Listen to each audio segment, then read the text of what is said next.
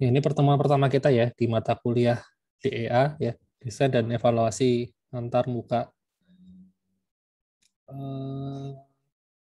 Untuk RPS-nya saya belum kasih ya di kelas ya, karena sekarang kan harus input pakai sistem ya. Ini apa namanya? Nah, ini harus lewat sini. Kalau dulu ada tombolnya di sini ya, tambah RPS gitu, terus tinggal taruh, selesai. Kalau yang bentuk file sebenarnya udah ada ya, ini filenya RPS kan kayak gini. Karena sekarang harus ngisi dari sistem dan saya belum ngisi, masih bingung cara pakainya ya, karena itu baru ya. Dan itu tadi di grup dosen juga ternyata masih ada beberapa bug ya, jadi nanti saya ngisinya nunggu sistemnya benar dulu aja ya, daripada nanti saya udah ngisi terus tahu-tahu hilang ya. Tadi ada yang udah ngisi di tengah jalan hilang gitu loh, jadi kayak nggak tahu harus di submit dulu atau gimana gitu. Seperti itu. Oke, kemudian saya pakai ini aja ya untuk menjelasin ini apa komponen penilaian ya. Perkenalan nggak usah ya, saya skip aja. Nah, untuk penilaian ini komponen penilaian kita. Share screen. Belum saya share ya. Oh, tadi baru di record doang ya. Oh iya, lupa. Tadi saya nunjukin apa dari tadi ya? Nggak nunjukin apa-apa ya. Oke, nah ini komponen penilaian kita untuk semester ini ya. Karena ini mata kuliah memang apa namanya sifatnya teori ya, kebanyakan teori ya. Dan kita kan kelasnya online ya. Kalau dulu waktu kelas online offline dari atau tatap muka itu masih bisa ya bikin aktivitas di kelas gitu. Kalau sekarang susah ya. Susah. Jadi saya ganti bentuknya jadi kuis ya. Kuis. Ini tempatnya di Moodle, setiap minggu ada kuis ya, termasuk minggu pertama nanti juga sudah ada kuis karena sudah ada materi ya. Totalnya pokoknya 14 kali dikonvert jadi 30% ya. Setiap kali kuis itu bisa diambil 3 kali dan yang diambil adalah nilai tertinggi ya. Jadi kalau kalian punya cukup waktu kerjain aja 3 kali ya, karena yang diambil yang tertinggi jadi nggak akan ada ruginya. Gitu. Kemudian review test itu 2 kali ya, sebelum ujian pokoknya, sebelum UTS dan UAS masing-masing kan 10%, jadi totalnya 20 ya. Gitu. Kemudian review test ini sebenarnya untuk persiapan UTS sama UAS ya, gitu. Jadi isi soalnya juga mirip-mirip ya, mirip-mirip karena emang buat latihan ke UTS sama UAS gitu. Terus gini, untuk review test itu bisa diambil 3 kali juga sama seperti quiz ya. Nah, sedangkan untuk UTS sama UAS itu masing-masing hanya bisa diambil 1 kali ya. Jadi kalau sekali ambil jelek ya nasib, pokoknya intinya gitu ya. Itu untuk UTS sama UAS. Terus, nah untuk yang prakteknya cuma ada 1 tugas, yaitu tugas evaluasi, dan ini sifatnya individu ya. Nilainya 20% ini dikerjakan di akhir. Ya. Karena kan untuk melakukan evaluasi, itu kan kalian harus tahu teorinya dulu, dan teorinya kan masih dibahas di pertemuan-pertemuan akhir gitu loh. Jadi kalau di awal kalian nggak mungkin bisa ngerjain tugas evaluasi. Ya. Bisa, tapi metodenya pasti salah gitu loh. Karena belum diajarkan. Ya. Nah, jadi ini baru saya kasih tugasnya nanti di akhir-akhir, ya mungkin pas 3 pertemuan terakhir ya, 2 atau 3 pertemuan terakhir, gitu baru saya suruh kalian ngerjakan. Gitu. Untuk komponen penilaian ada yang mau ditanyakan dulu mungkin? Apakah sudah cukup jelas? Kayaknya nggak ada masalah ya. Cuman penilaian doang. Ya, karena mata kuliah yang lain juga mirip-mirip. Ya, gimana? Ada yang mau tanya? Belum, Mbak, masih. Oh, oke. Siap. Kalau nggak ada, berikutnya materinya. Jadi kan ini mata kuliah judulnya Desain dan Evaluasi Antarmuka ya. Kalau kalian ambil mata kuliah ini kan bayangan kalian isinya berkaitan dengan desain ya. Desain antarmuka, padahal sebetulnya enggak ya. Sebetulnya enggak masalah, kita enggak ngomongin masalah mendesainnya ya, tapi lebih fokus ke masalah itu evaluasi ya. Desainnya ada, tapi desainnya bukan bikin tampilan yang bagus itu butuh kombinasi warna seperti apa, ukuran font berapa, terus caranya layouting gimana itu enggak. Kalau itu kan di mata kuliah IMK dan mata kuliah yang lain ya, tergantung platformnya juga. Misalnya kalau bikin web ya di mata kuliah pemrograman web kan juga diajarin ya caranya merancang apa namanya layout ya. Kalau di sini desain yang dimaksud itu adalah lebih ke persiapan mendesainnya gitu. Misalnya interaksi desain, designing untuk komputer embedded atau HP ya, small komputer. Terus ya ini tahap-tahap persiapannya gitu. Jadi kayak misalnya gini, katakanlah apa namanya untuk beli ya belanja di marketplace ya, Tokopedia gitu misalnya. Ini saya jelasin di pertemuan minggu depan ya, task and works. Jadi kalau misalnya kalian mau belanja di Tokopedia gitu, belanja katakanlah sama-sama belanja iPhone gitu misalnya. Ada dua orang ya, A sama B. Ya. Nah, si A kita suruh beli iPhone 12 misalnya, si B juga kita suruh beli iPhone 12. Terus mereka sama-sama belanja, terus kita coba amatin.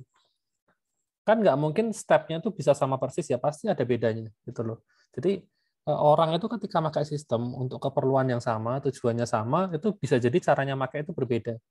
Ya, langkahnya berbeda. Jadi misalnya si apa namanya si A gitu misalnya dia nyari iPhone-nya dari kolom pencarian langsung ketikan iPhone 12 gitu. Sedangkan si B itu dia milih kategori ya, kategori elektronik terus handphone terus brandnya iPhone. Nah, di situ dia baru filter. Misalnya kayak gitu. Itu aja udah beda kan? Gitu. Terus misalnya si A itu nyari iPhone-nya itu disorting dari yang harganya terendah, sedangkan si B itu disorting dari yang paling populer. Nah, itu juga udah berbeda ya. Jadi meskipun tujuannya sama, sama-sama beli HP, barang yang dibeli juga sama, tapi kan tasnya itu bisa lain-lain ya. Nah, itu kan kita juga perlu merancang step-stepnya seperti itu. Itu termasuk dalam tahap mendesain. Jadi kata desain itu tidak selalu berkaitan dengan tampilan antar mukanya secara langsung, tapi proses di balik itu juga termasuk, yaitu tadi menentukan tasnya, terus activity-nya apa aja di dalam, nah kayak gitu.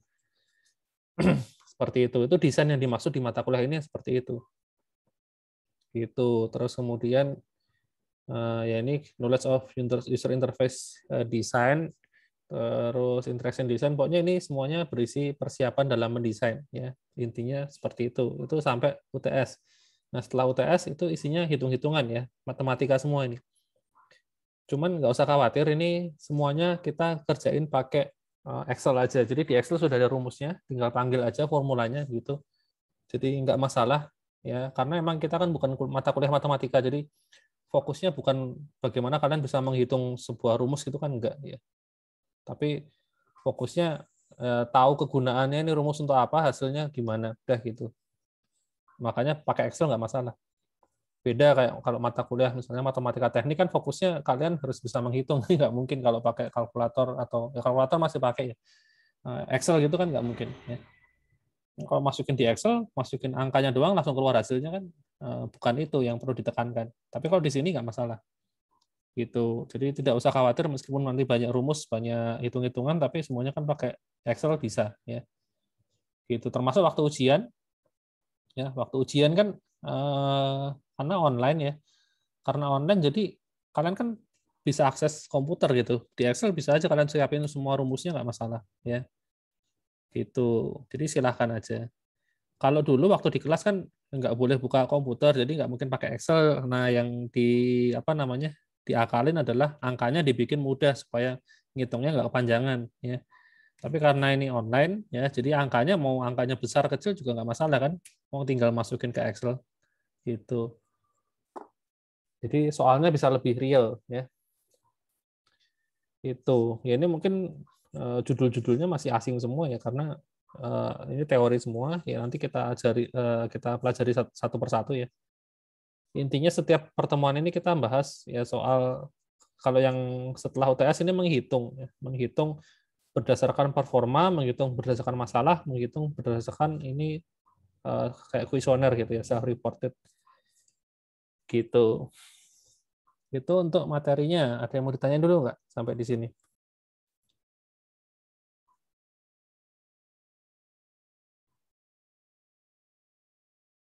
Belum ada, Pak. Belum ada. Oke. Kalau gitu saya lanjut ya.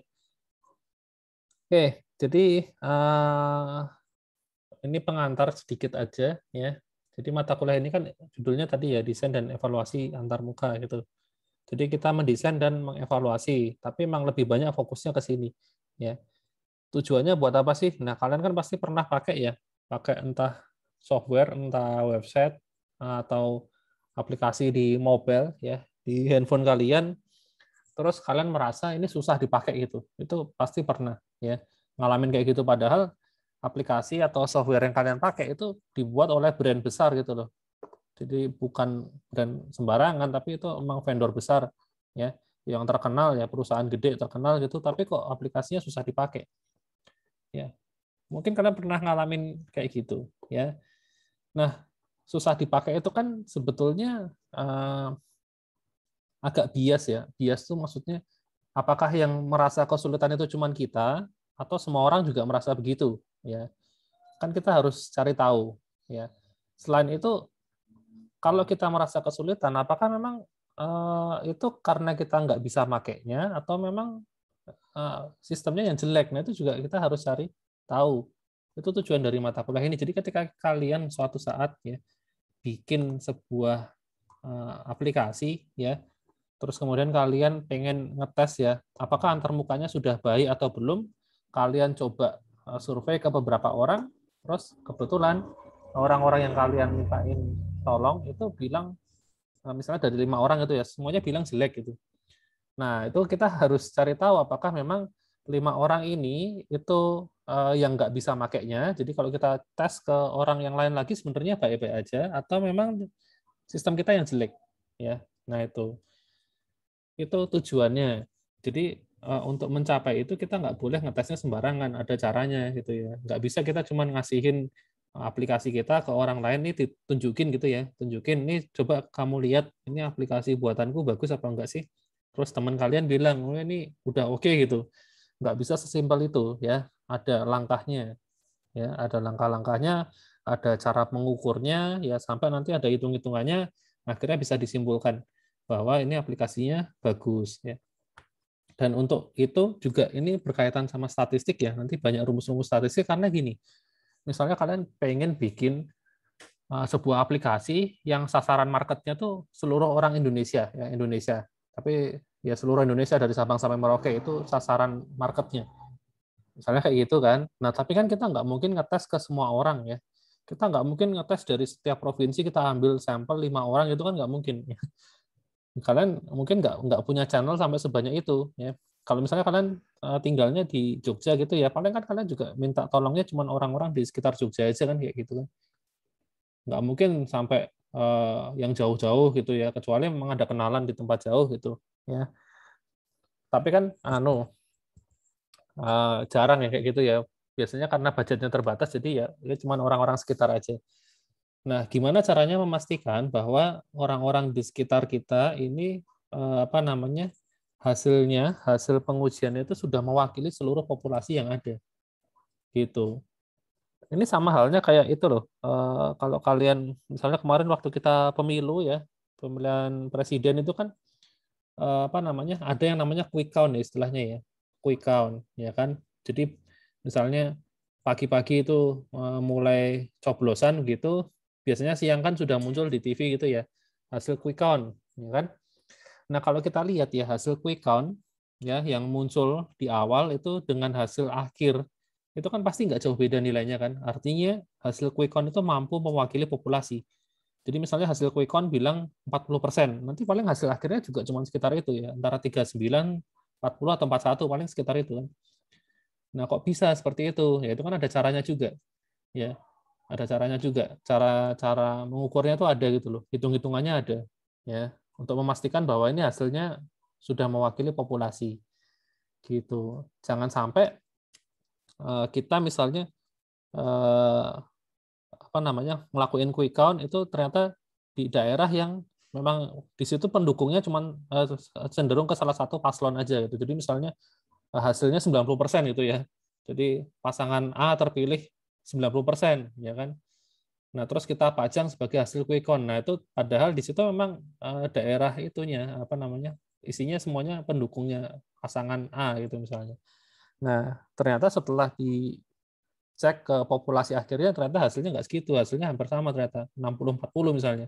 Itu kan angka 90 tadi kan itu nggak berguna gitu loh, nggak bisa mewakili populasi.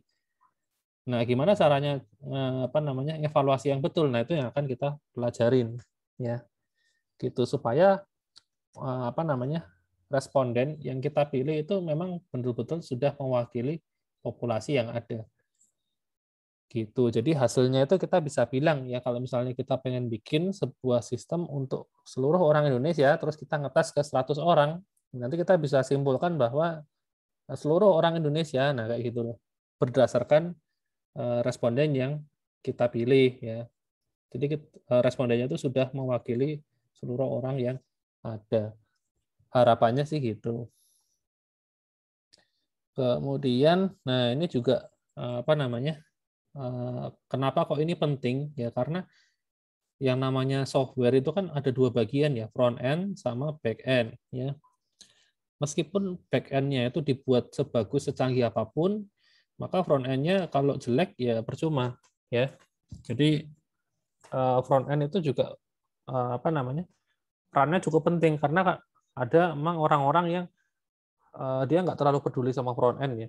Front end seadanya juga nggak masalah ya. Yang penting belakangnya bagus ya kan.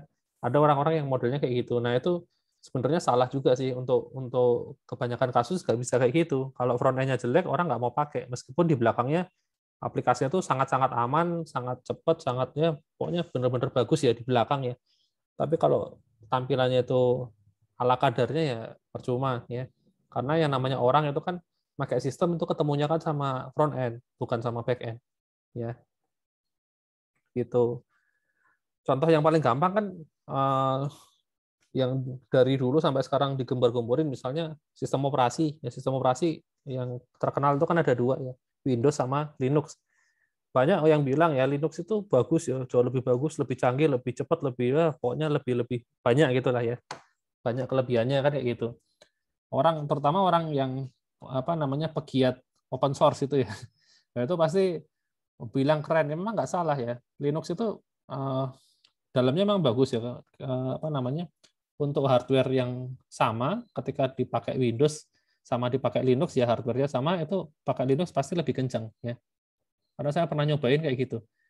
Ya lebih responsif dan nggak lemot ya. Windows itu kadang-kadang kan lemot ya, terutama kalau udah lama dipakai itu ya, udah nggak tahu banyak ketambahan apa library-library yang third party gitu, wah, itu lambat ya. Kalau Linux enggak, dia bisa mempertahankan performa. Tapi kenapa kok tetap orang banyak pakai apa namanya pakai Windows sampai sekarang?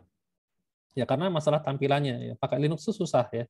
Susah dikit-dikit ada konfirmasi suruh masukin username, masukin password gitu ya untuk apa namanya masalah keamanan ya. Jadi mau mau buka setting aja harus masukin username password ya mau ini itu dikit-dikit masukin username password nah kayak gitu. Memang tujuannya biar aman betul. Jadi kalau kita bilang Linux lebih aman itu betul, tapi kan ya itu tadi ribet gitu loh. Makanya orang pada nggak suka ya. Jadi meskipun di belakangnya ya banyak yang bilang Linux lebih bagus, tapi karena antar mukanya ya kayak gitu ya menyulitkan, makanya orang nggak banyak pakai ya.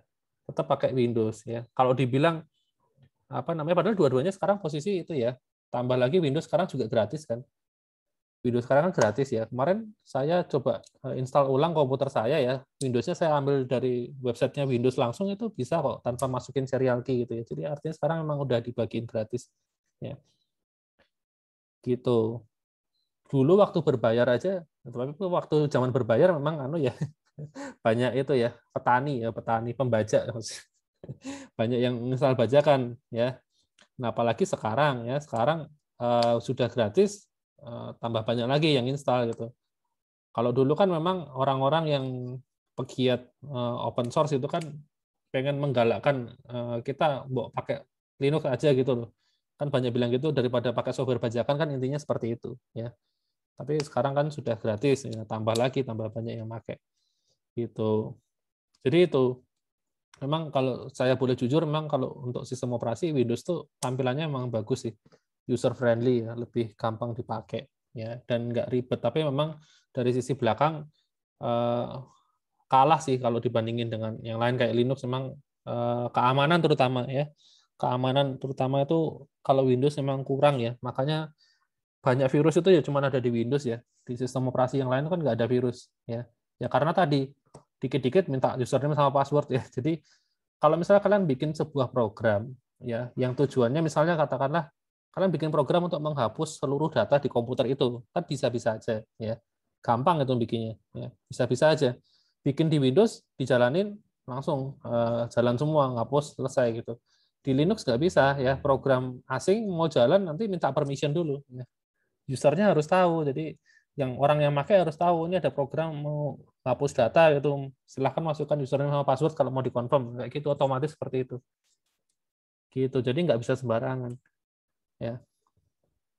Makanya ya itu di Windows banyak virusnya ya karena emang nggak karena tujuannya untuk mempermudah user, maka banyak apa namanya fitur keamanan yang dipangkas ya.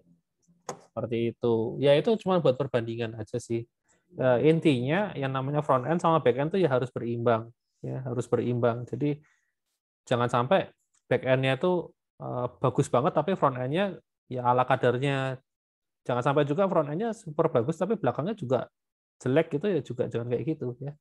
Jangan seperti itu. Harus seimbang. Kalau bisa dua-duanya ya bagus lah. Tapi memang ya itu tadi nggak bisa ya kita dua-duanya sama-sama super powerful itu nggak bisa ya. Pasti kalau front end-nya istilahnya usability-nya bagus, itu pasti ada yang harus dikorbankan di sini. Ya, demikian juga dari sisi keamanan, kalau mau dibikin bagus, pasti ada yang dikorbankan di front end gitu. Nggak bisa kita minta dua-duanya tinggi, nggak bisa. Seperti itu.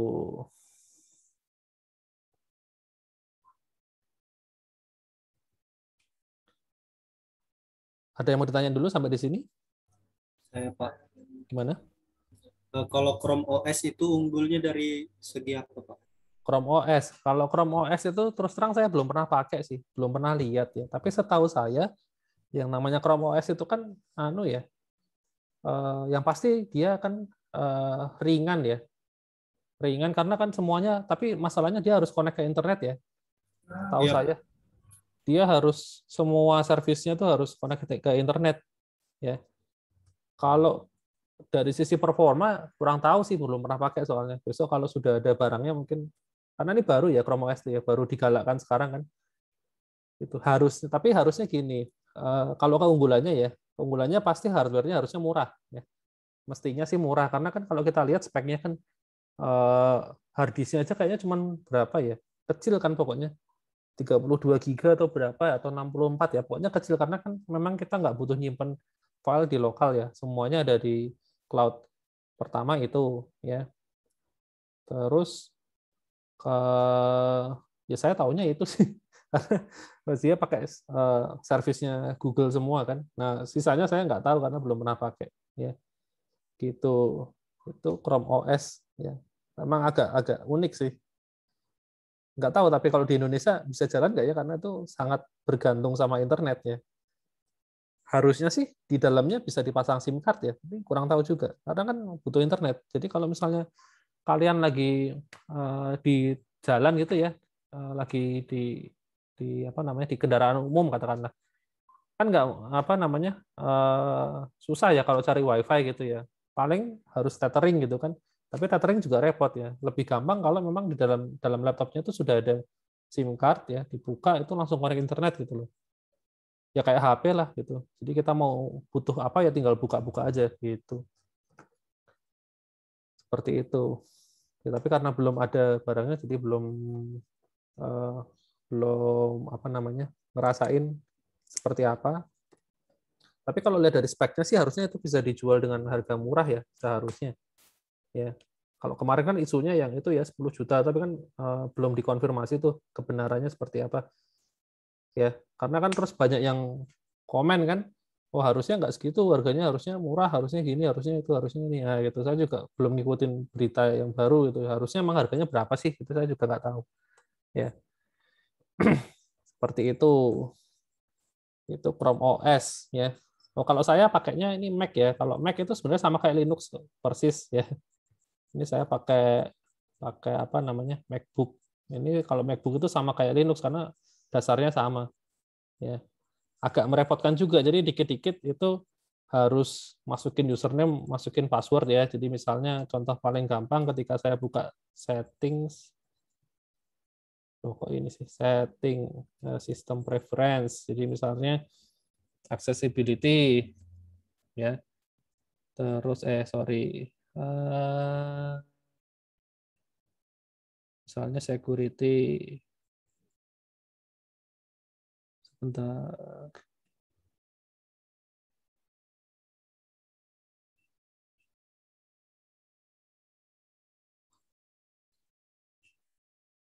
Saya apa ya? Ganti apa ya? Hmm,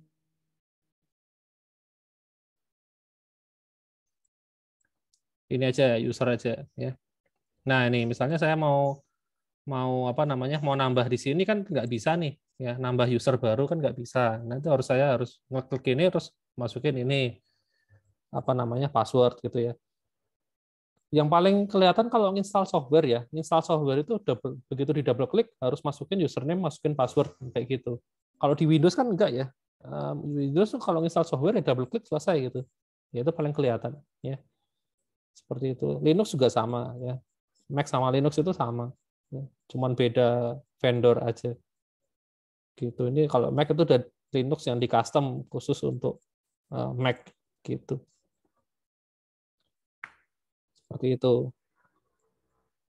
Kemudian ini contoh berita aja. Jadi kalau ini ada contoh di mana bikin sistem untuk tentara ya ini ya. Apa namanya? Pangkalan ini perang gitu. Tombolnya itu ikonnya tuh membingungkan gitu ya. Jadi mungkin awalnya cuman mau ngasih peringatan tapi setelah dipencet ternyata meluncurkan rudal dan itu kena pesawat sipil ya.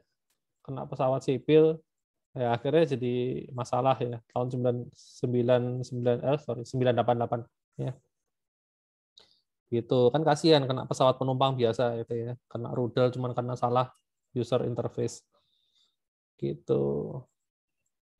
Oke, nah kalau ditanya antar muka yang bagus tuh yang kayak gimana sih? Nah kalau saya bilang sih antar muka yang bagus tuh ya yang usability-nya bagus ya. Intinya itu sebenarnya cuma masalah di sini usability ya usability gitu.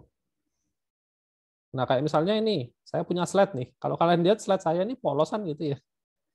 Polosan ya. Eh, nggak ada gambar, nggak ada apa gitu ya. Cuman tulisan warna hitam, background-nya putih gitu ya. Tapi menurut saya yang usability-nya bagus yang seperti ini gitu. Kenapa ya? Karena kan tujuan kita lihat slide itu untuk dibaca ya. Dibaca tulisannya kan bisa terbaca jelas itu ya. Desain dan evaluasi antar muka. Terus kemudian di sini seperti apa antar muka yang baik. Nah, ini kayak gini. Tulisannya terbaca jelas ya, goalnya tercapai gitu. Ya, itu kalau menurut saya itu usability yang baik ya meskipun ini slide-nya karena saya malas nambahin gambar aja sih. Kalau biasanya kan ada background-nya tipis gitu ya, ya supaya bagus gitu. Ya. Tapi ya itu usability intinya tuh gampang dipakai, cuman itu aja. Jadi kalau kalian lihat misalnya ya ada slide PowerPoint yang di sini ada gambarnya, tulisannya bisa jalan, kedip-kedip, warna-warni, penuh gitu ya, rame gitu. Itu belum tentu usability-nya bagus ya, malah susah dilihat karena kebanyakan komponen gitu loh. Seperti itu. Jadi usability itu tidak ada hubungannya dengan apa ya istilahnya ya antar muka yang meriah itu enggak ya. Usability intinya gampang dipakai. Meskipun ada sebuah antar muka yang kok kelihatannya cuma polos gini doang, tapi selama itu bisa dipakai dengan gampang ya itu usability-nya bagus. Gitu. Ini menurut buku ya, bukan menurut saya ya. Ini saya ngambil di buku gitu. Ya. Nah, usability itu ada 3 komponen ya. 3 komponen. Jadi efektif, efisien dan kepuasan ya, satisfaction. ya. Nah, kalau saya umpamakan ya, saya kasih analogi kayak minum obat gitu ya. Obat yang efektif itu ya. Jadi kalau kalian dengar kata efektif ya, saya bilang obat yang efektif itu yang gimana ya? Obat efektif itu yang bisa bikin sembuh. Ya, artinya apa? Artinya efektif itu adalah goal-nya tercapai. Itu namanya efektif. Ya, goal-nya tercapai. Jadi kalau kalian minum obat dan ternyata nggak sembuh, berarti nggak efektif. Gitu. Jadi efektif selama goal-nya tercapai, maka dia efektif. Nah, selain efektif, kita juga butuh efisien. Jadi kalau kalian minum obat, ya obat batuk gitu ya, kalian minum ternyata sembuhnya seminggu kemudian, nah itu kan nggak efisien, kelamaan. Yang efisien yang gimana? Ya kalau kalian minum terus nggak lama langsung sembuh, nah itu namanya efisien. Jadi yang namanya efisien itu berkaitan dengan waktu, ya. Semakin cepat maka semakin efisien, ya seperti itu. Jadi efektif itu goal-nya tercapai, efisien itu waktunya cepat, ya.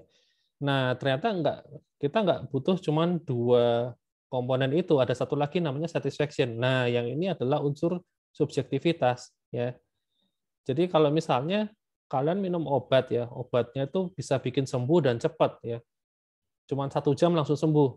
Tapi permasalahannya obatnya itu ketika dimakan tuh rasanya super pahit. Ya, itu kan orang kalau mau makan lagi ya, besok misalnya dia sakit lagi, sakit batuk lagi gitu, terus suruh makan obatnya, bisa jadi dia nggak mau karena rasanya pahit ya. Meskipun obatnya bagus ya, efektif dan efisien, tapi kalau rasanya nggak enak ya percuma. Gitu.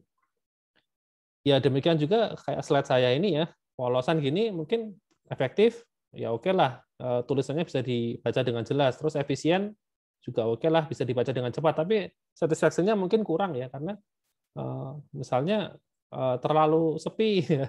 Warnanya background-nya cuma putih, tulisannya hitam, udah gitu doang ya. Mungkin dari sisi ini kurang ya, satisfaction. Ya ini kan sifatnya kan subjektif. Jadi mungkin ada yang bilang bosenin, slide-nya kurang komponen ya kayak gitu. Atau ada juga yang bilang bagus ya kayak gitu, simple ya. Ya ini personal ya. Jadi unsur yang ketiga ini personal memang, tapi memang itu nggak bisa ditinggalkan ya. Jadi meskipun yang 2 ini kan objektif ya, efektif sama efisien itu objektif, tapi yang satisfaction ini subjektif ya. Tapi tetap aja subjektivitas itu tidak bisa ditinggalkan dengan dalam kita menilai antar muka, jadi tetap harus dimasukkan gitu.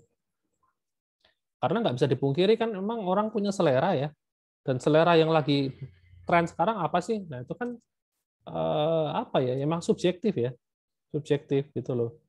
Misalnya kayak makanan ya, makanan yang lagi populer sekarang yang kayak gimana sih? Nah itu kan susah ditebak ya kan, dan nggak bisa dihitung juga, makanya sifatnya subjektif.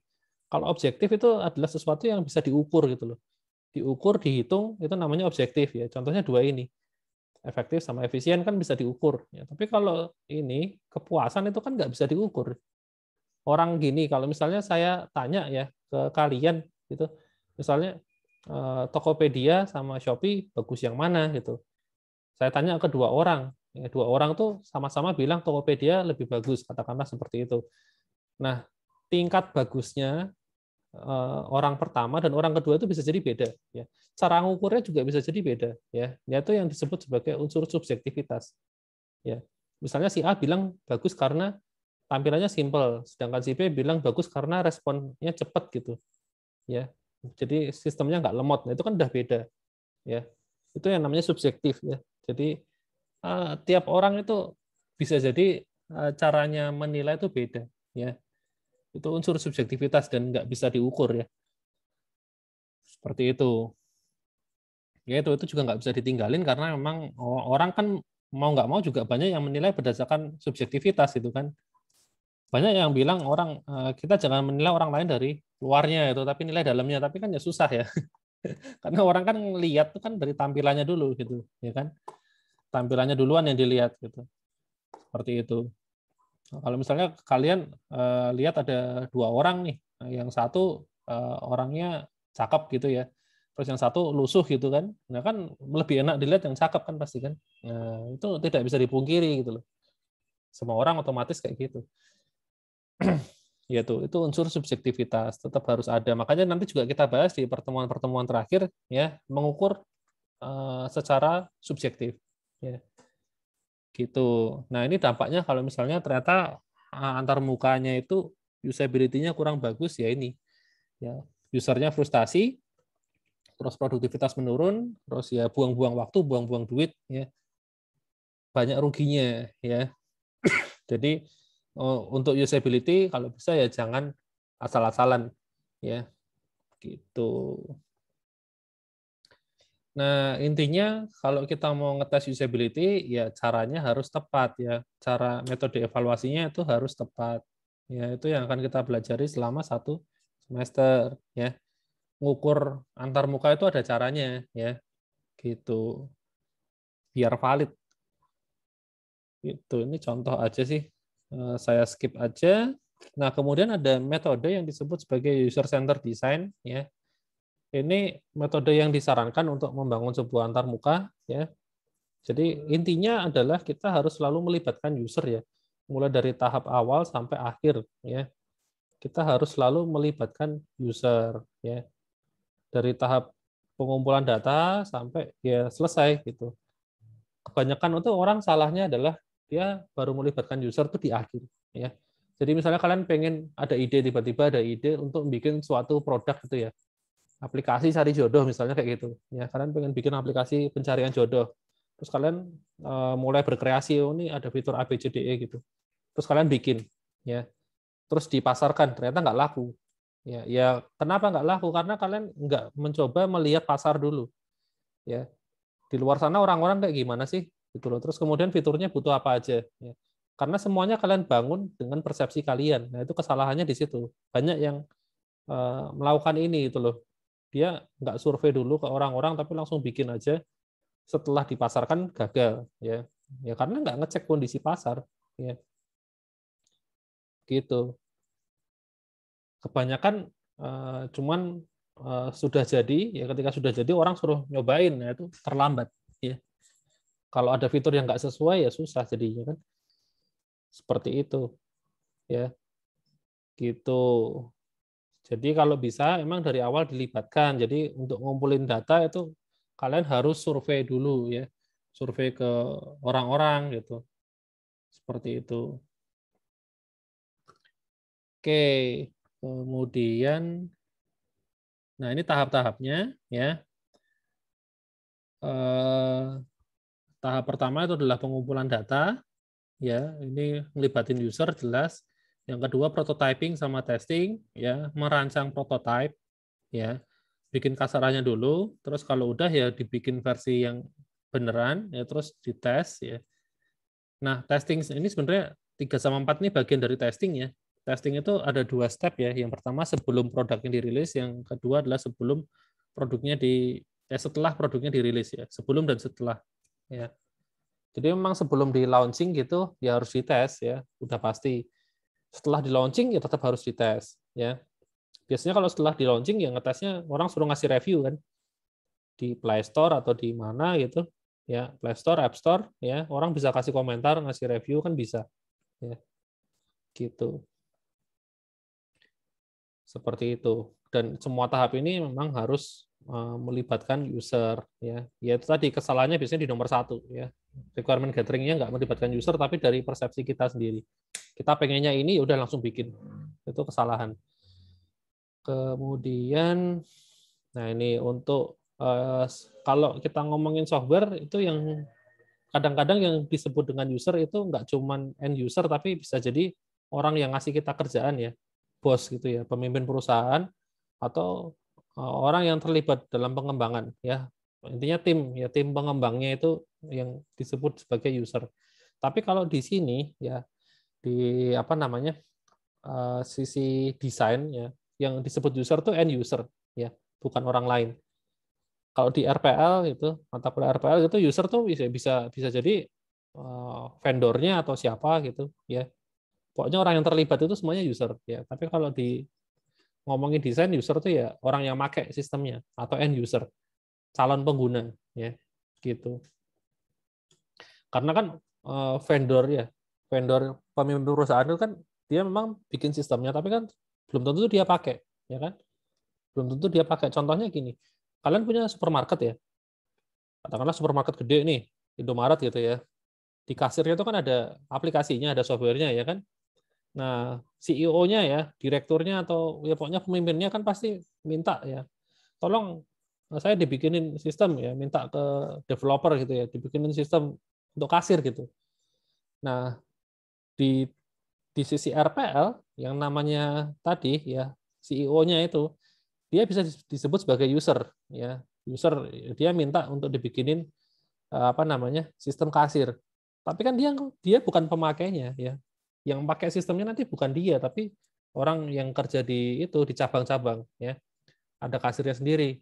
Nah, kalau di sisi apa desain ya, end user ini adalah orang yang kerja di cabang tadi yang jadi kasir beneran gitu loh. Seperti itu. Jadi calon penggunanya ya. Seperti itu. Itu kadang-kadang kalau nanti di mata kuliah lain ada yang nyebut user, itu usernya bisa jadi beda persepsi ya. Tapi kalau di sini kita hanya mengacu ke end user aja. Itu perlu diperhatikan ya. Seperti itu. Ada pertanyaan dulu nggak sampai di sini?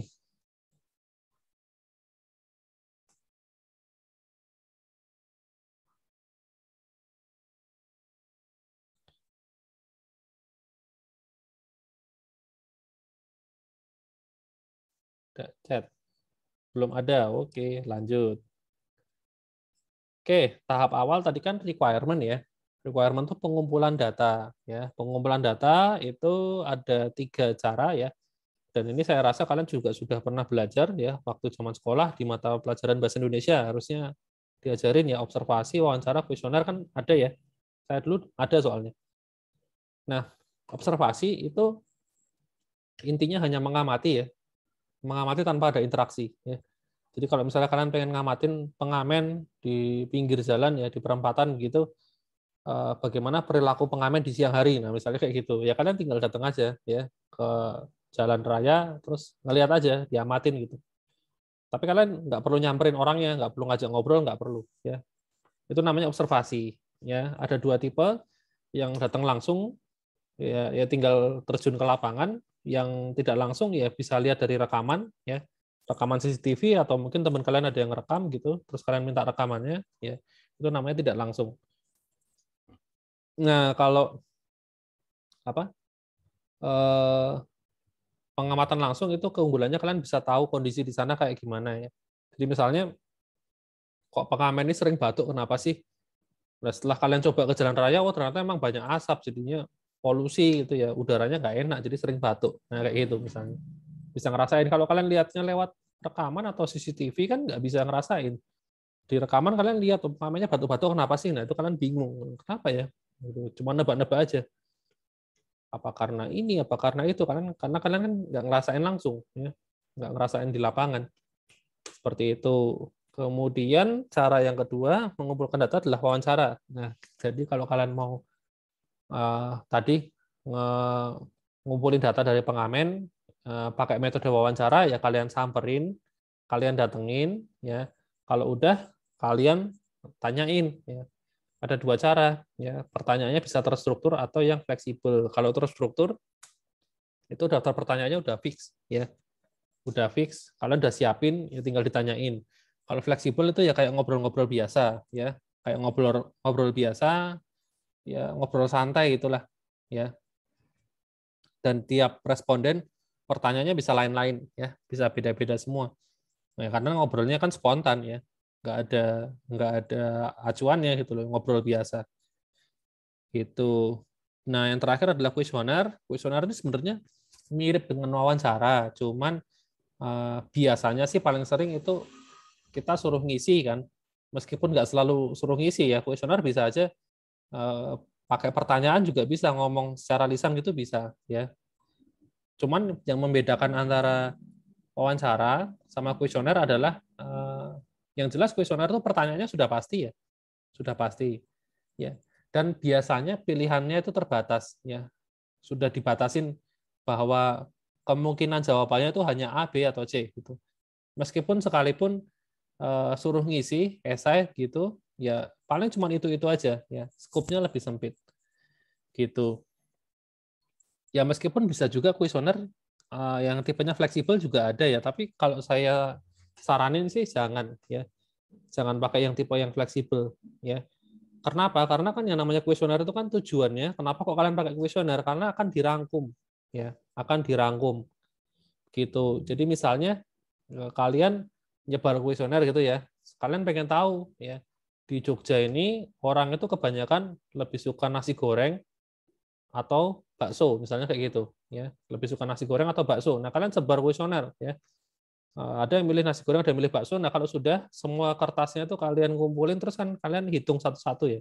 Setelah disimpulkan, ternyata yang milih nasi goreng ada 100 orang, yang milih bakso ada 50 orang. Ya, kayak gitu. Itu kuesioner. Ya. Tujuannya kan untuk dirangkum, ya diolah. Ya. Makanya kalau kuesioner itu kan butuhnya kan banyak. Ya. Butuhnya banyak. Jadi kalau misalnya wawancara ini kalian paling cuma butuh berapa? 5 orang, 10 orang udah cukup. Tapi kalau kuesioner itu bisa 50 orang, 100 orang ya baru cukup. Ya, karena mau dirangkum, mau disimpulkan. Gitu. Tujuan dari kuesioner itu supaya bisa disimpulkan, ya. Makanya ya itu kebanyakan bentuknya pilihan ganda ya. Milih salah satu jawaban gitu supaya gampang merangkumnya. Kalau kuesioner kalian bikin ya tipenya esai, terus kemudian kalian nyebar kuesioner ke 500 orang gitu. Nah, ngerangkumnya setengah mati ya. Ngerangkumnya setengah mati. Kalian nyebar kuesioner mungkin cuma seminggu, dapat 500 orang. Ngerangkumnya bisa sebulan ya. Dibaca satu-satu ya. Nggak selesai-selesai ya. Gitu. Makanya saya tidak menyarankan yang bawah ya. Kalau memang pengen model yang fleksibel pakai wawancara aja kan hampir sama juga gitu. Karena yang bawah ini nggak bisa dirangkum ya, susah gitu loh. Seperti itu. Ya ini saya cuman lihat dari buku ya, ada tipe-tipe pengumpulan data ya, cuman terus ini saya komentarin sendiri ya. Yang ini sih nggak rekomen gitu. Ya, seperti itu. Terus ini ada aktivitas kelas, skip aja ya. Karena itu tadi kalau waktu zaman tatap muka sih biasanya saya suruh langsung ya, coba bikin kelompok 2 orang dengan sebelah kalian itu. Bikin daftar pertanyaan wawancara, nah kayak gitu misalnya. Tapi kalau online kan susah ya. Gimana caranya bikin kelompok, ya kan?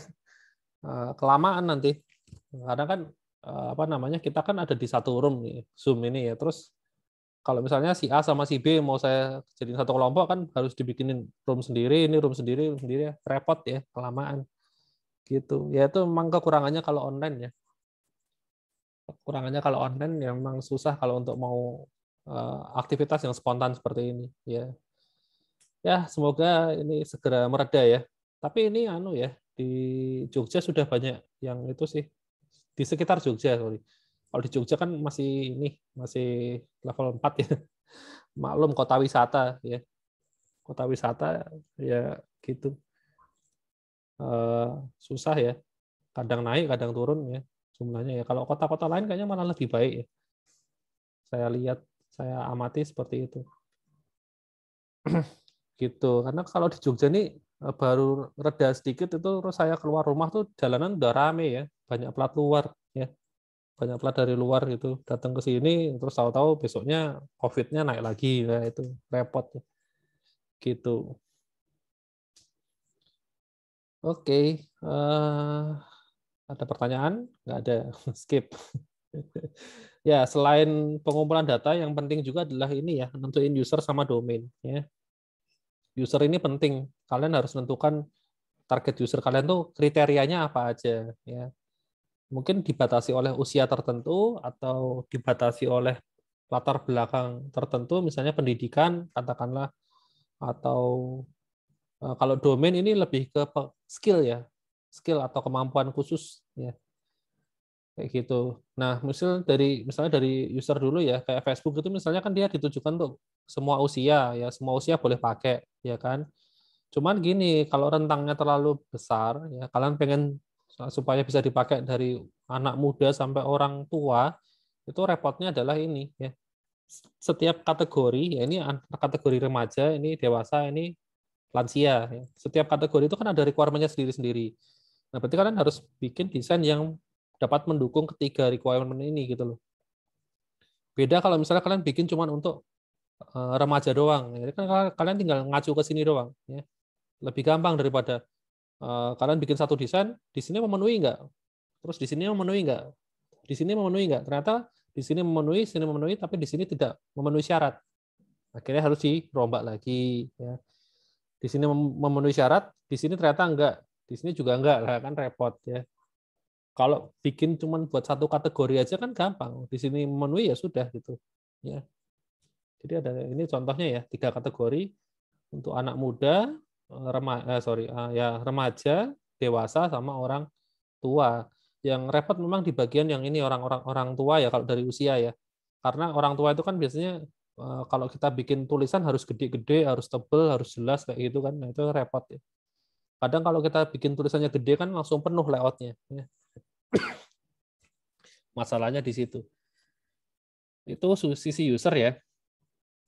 Nah, kemudian dari user itu kita bisa bikin yang namanya persona ya. Jadi setiap kategori user ini bisa dibikin personanya masing-masing, dikasih nama, kasih profil kayak gini misalnya. Karena nanti ketika kerja tim itu akan lebih gampang kalau misalnya gini, yang anak remaja itu kita kasih nama ini Jessica gitu ya.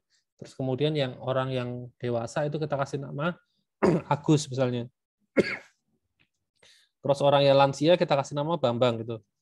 Nah, kan waktu kita ngobrol kan lebih enak ya. Jadi misalnya kita bikin sebuah antarmuka gitu, terus kita bilang, oh ini antarmukanya kalau dipakai sama Bambang susah nih gitu. Kita harus rombak, nah, kan lebih enak gitu daripada kita bilang ini antarmukanya kalau dipakai sama si lansia itu susah, kan aneh gitu loh. Jadi nggak enak aja gitu. Seperti itu, dan ini diterapkan juga di apa namanya di banyak perusahaan ya. Persona itu ya tadi kita kayak bikin karakter imajinasi ya. Karakternya ini sebenarnya nggak ada, cuman dibikin supaya memudahkan komunikasi ya. Seperti itu. Jadi dibikin ada fotonya, ada namanya, usia, pekerjaan, terus sifat-sifatnya juga dibikin nah, kayak gitu sampai sedetail itu. Kalau di perusahaan itu sampai di print ya, di print terus dibikin kayak stand banner gitu loh. Jadi ada orangnya itu bentuknya papan itu ya. Kayak gitu. Ya. Sampai seniat itu. Gitu. Itu tadi sisi user ya. Kalau domain itu adalah pengetahuan khusus ya. Jadi kadang-kadang tuh ada orang yang bukan orang. Kadang-kadang ada software, ada aplikasi yang hanya bisa dipakai oleh orang tertentu ya. Contoh paling gampang ini adalah komputer untuk USG ya. Kalau kalian saya suruh pakai pasti kalian nggak bisa pakai karena kita bukan orang kedokteran. Di sini ada 4 gambar ini aja kita nggak tahu bedanya apa gitu ya. Terus ada tulisan apa ini kan nggak jelas ya semuanya ya. Nah kan bingung kan gitu. Nah ini butuh domain tertentu ya.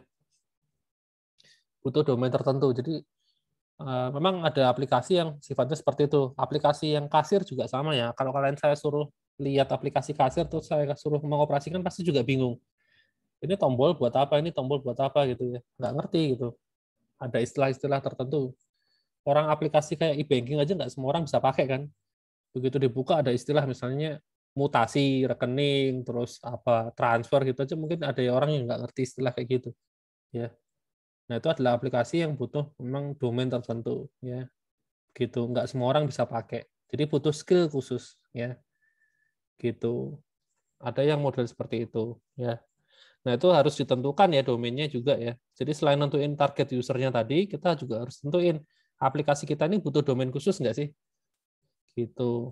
Itu juga harus diperhatikan ya. Mungkin bisa jadi kita nggak sadar ya, kita bikin aplikasi, taunya semua orang bisa pakai, ternyata enggak gitu loh. Ternyata ini butuh domain khusus gitu loh. Ya, kita mungkin bisa pakai kita sendiri karena kita menguasai itu gitu. Tapi orang lain yang di luar domain ya belum tentu bisa pakai. Ya. Gitu. Oke, ada pertanyaan sampai di sini? Kayaknya sudah habis. Oh ya, sudah habis. Ya, selesai. Adakah pertanyaan? Oh iya, ini kan ya. Saya itu sudah pernah bikin videonya ya untuk masing-masing pertemuan. Jadi nanti kalau misalnya kalian butuh penjelasan yang lebih detail itu ada di video ya. Karena videonya itu cukup lama ya, satu pertemuan itu bisa 2 jam ya videonya ya. Saya sama Pak Dito yang bikin ya, karena dulu yang ngajarkan berdua ya. Terus karena kalau online ini kan waktunya terbatas, kita hanya dikasih waktu itu satu SKS-nya kan 25 menit. Ya. Karena kalau kelamaan lihat layar itu kan nggak enak juga kan, matanya kan pedes ya. Apalagi kalau kalian satu hari kuliahnya bisa 2 atau 3 mata kuliah gitu, lihat layar terus itu kan ya capek juga. Bayangin kalau full 3 SKS ya, 5 jam itu ya. 2 mata kuliah tuh butuh 5 jam, sakit matanya ya. Saya yang ngajar juga sakit matanya ya kan, lihat layar terus gitu. Makanya dibatasin ya, SKS-nya hanya separuh saja. Nah, karena hanya separuh kan maka kita nggak bisa lama-lama ya. Cuman 1 jam lebih 15 menit ya kan. Nah, kalau kalian butuh penjelasan lebih ya di waktu luang ya, itu kalian bisa lihat videonya, terutama besok kalau waktu hitung-hitungan ya. Jadi kalau misalnya saya di sini hanya jelasin singkat gitu ya, saya nggak akan jelasin sampai contoh-contoh hitungannya manual setiap iterasi itu, saya nggak ya, karena kelamaan ya, waktunya langsung habis, baru ngitung satu rumus sudah selesai gitu ya waktunya, karena harus sambil jelasin juga. Nah itu nanti tapi di video ada penjelasannya ya. Jadi kalau butuh penjelasan yang detail, kalian bisa buka misalnya waktu ngitung jumlah responden itu ya, kalian buka aja videonya, terus di skip sampai ke bagian yang dibutuhkan, terus dilihat aja di situ ya. Gitu. Jadi nanti saya akan kasih videonya di Moodle ya, di masing-masing pertemuan ya. Jadi jangan lupa join ini. Ini baru 42 yang join ya. 2 kelas ya. Totalnya harusnya sekitar berapa ya? 50-an sih harusnya atau 60 ya. Jadi nanti saya kasih video ya di masing-masing ini pertemuan ini ya. Kalau kalian butuh itu penjelasan yang lebih detail ya, karena memang di sini keterbatasannya saya nggak bisa jelasin lama-lama ya. Padahal materinya banyak ya, karena ini kan kelas sifatnya teori ya, teori gitu loh. Jadi emang kebanyakan belajar masalah teori gitu. Beda dengan kalau praktikum ya. Kalau praktikum kan praktek ya. Jadi langsung ke praktikal gitu. Kalau teori ya saya jelasin meskipun sebenarnya harusnya dipraktekin juga, tapi ya itu tadi susah ya untuk ngelakuin aktivitas kelas kan nggak mungkin gitu. Oke, ada yang mau ditanyain sampai di sini? Pak, ada bukunya nggak sih, Pak? Buku apa ya? Buku yang pasti untuk ini desain dan evaluasi antarmuka yang Buku teks dipakai. atau buku apa? Buku kayak PDF atau semacam yang dipakai untuk materi-materi ini. Kalau slide-nya ada, nanti saya kasih di sini. Kalau buku itu di RPS ada sih, cuman RPS-nya belum saya kasih ya. Bukunya ada banyak nih. Tapi yang utama ini ya, bukunya Sauro ya, judulnya Quantifying User Experience ya, gitu. Terus ada ini juga tulis sama Albert ya, Measuring the User Experience ya, gitu. Ini buku zaman sekarang itu nyarinya gampang ya. Ini sudah era udah sejak zaman internet ini, kalau masalah textbook itu nyari gampang ya. Kalian cari di Google pasti nemu ya. Gitu. Pasti ketemu. Beda dengan waktu zaman saya kuliah dulu, nyari buku setengah mati ya di perpustakaan itu, kalau masih ada ya bisa dipinjam ya. Kalau nggak dipinjam orang lain. Itu. Jadi makanya kalau sekarang mau belajar itu harusnya lebih gampang ya. Misalnya ini kalian ketikin aja di Google ya, saya copy, saya taruh Google, tambahin kata misalnya PDF ya. PDF. Ini mungkin ya.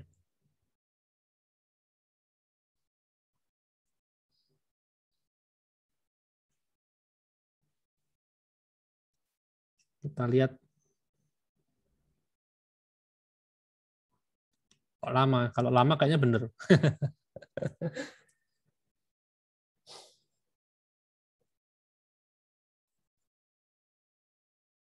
Kalau saya sih punya buku fisiknya ya, ada buku fisiknya kalau ini. Saya kan materinya ngambil dari situ ya. Ya ini betul bukunya. Sebentar. Iya, bener kok. Iya, bisa pakai ini ya. Gitu. Terus ada lagi yang lain ini, yang kedua ini ya, measuring user experience. Dua ini yang utama, ini yang saya pakai untuk referensi materi. Kalau sisanya ini tambahan aja ya. Ini cuma tambahan gitu. Tapi kalau materi saya ambil dari 2 buku ini ya. Begitu. Nanti bisa dicari sendiri ya. Kalau saya yang nge-share nanti dikira saya menyebar pembajakan ya, mendukung pembajakan. Ya, silahkan cari sendiri ya. Oke, makasih Pak. Oke, sip. Nah, ada juga kalau mau ya situs ilegal, wah ini malah ngajarin jelek ya, PDF Drive ya. Ini kalian cari di sini ya, hampir semua buku ada, tinggal ketikin di sini aja. Ya. Pasti ketemu ya. Saya nyari buku apapun di sini ketemu ya. Canggih ini. Gitu.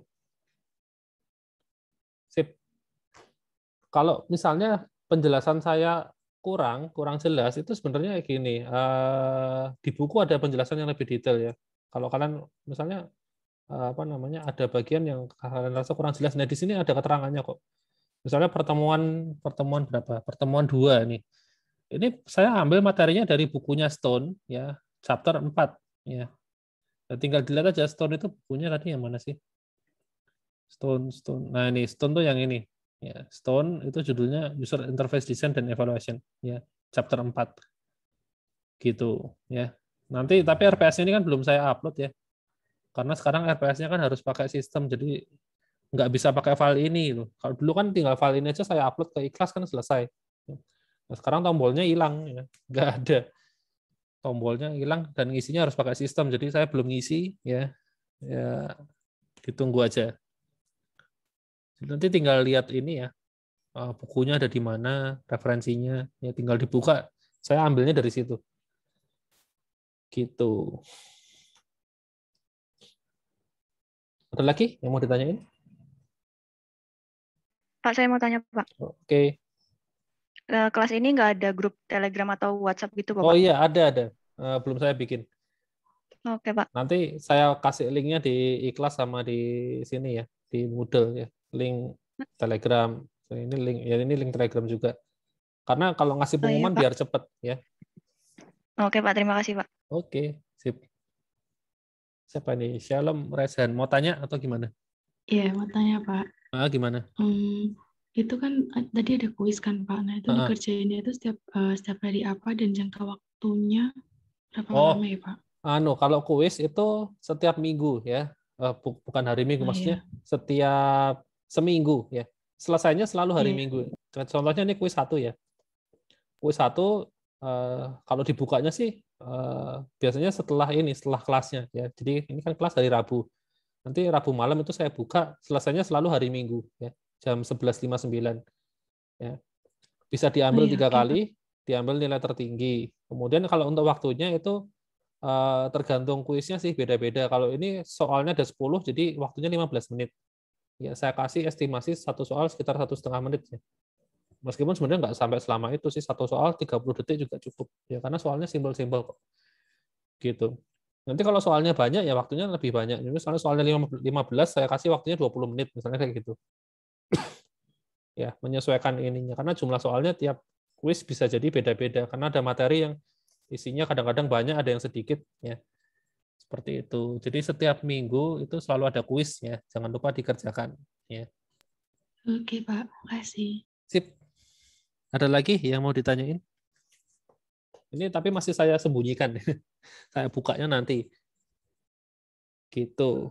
Nanti misalnya nih, kalau saya lupa buka kuis ya, diingetin aja ya. Diingetin aja. Kadang-kadang sebenarnya kan dijadwalin bisa ya, saya buka gitu. Cuman ini kebetulan yang kuis 1 ini masih mau saya tambahin lagi pertanyaannya, jadi emang belum saya buka ya. Gitu. Tapi nanti misalnya nih sampai ini kan Rabu ya, kalau hari Kamis itu misalnya masih belum nongol, saya diingetin aja, siapa tahu saya lupa itu. Ingatnya saya sudah bikin kuisnya, tapi ternyata belum, misalnya kayak gitu. Nggak apa-apa, diingetin aja. Maklum sudah tua ya, jadi pelupa gitu.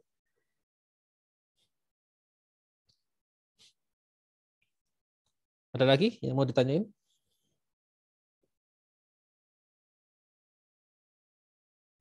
Tidak ada sepertinya.